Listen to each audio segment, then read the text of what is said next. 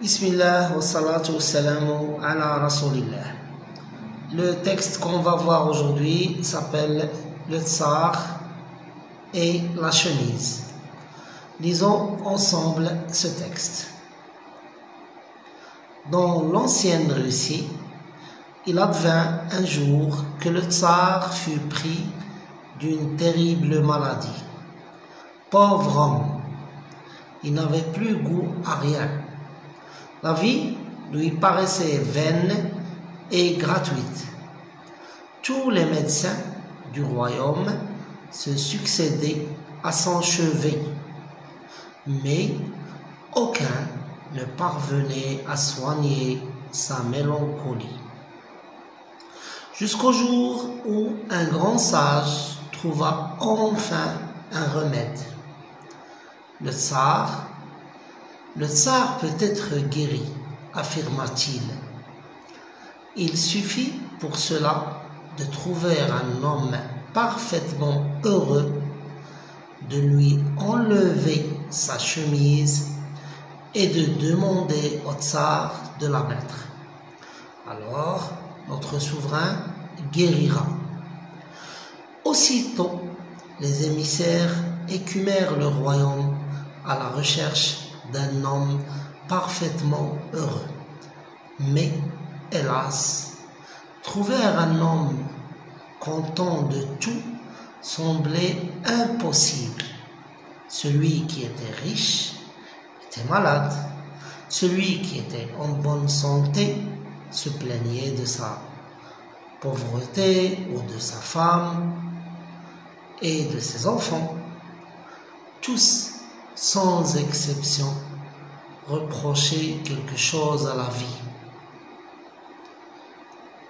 Un jour, cependant, passant devant une misérable petite isba, le fils du tsar entendit une voix venant de l'intérieur qui disait « Ah, quel bonheur! J'ai bien travaillé, j'ai bien mangé, je peux désormais aller dormir. Que demander de plus à la vie ?» Le fils du tsar bondit de joie. Il avait enfin trouvé la perle rare. Il appela ses serviteurs et demanda qu'on entre aussitôt chez cet homme, qu'on lui achète sa chemise à prix d'or et qu'on la porte au tsar, son père.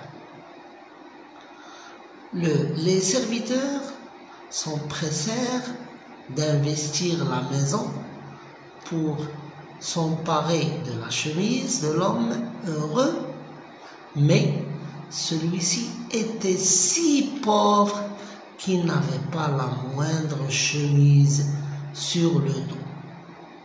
Donc, ici, le fils du tsar a cherché partout un homme heureux, un homme parfaitement heureux, pour venir en aide à son père, au tsar, qui était atteint d'une terrible maladie. Il avait perdu le goût de la vie. Cet homme n'avait pas d'argent, il était pauvre, mais il était heureux. Il était pauvre au point qu'il n'avait même pas de chemise sur le dos, mais il était heureux. Tandis que le tsar, qui a beaucoup d'argent, beaucoup de serviteurs, qui habite dans un palais, qui a des chevaux, qui a des trésors, était malheureux, malgré tout l'argent qu'il avait. Donc, la morale de ce texte, c'est que ce n'est pas ton argent qui va faire ton bonheur. Merci pour votre attention et à la prochaine lecture.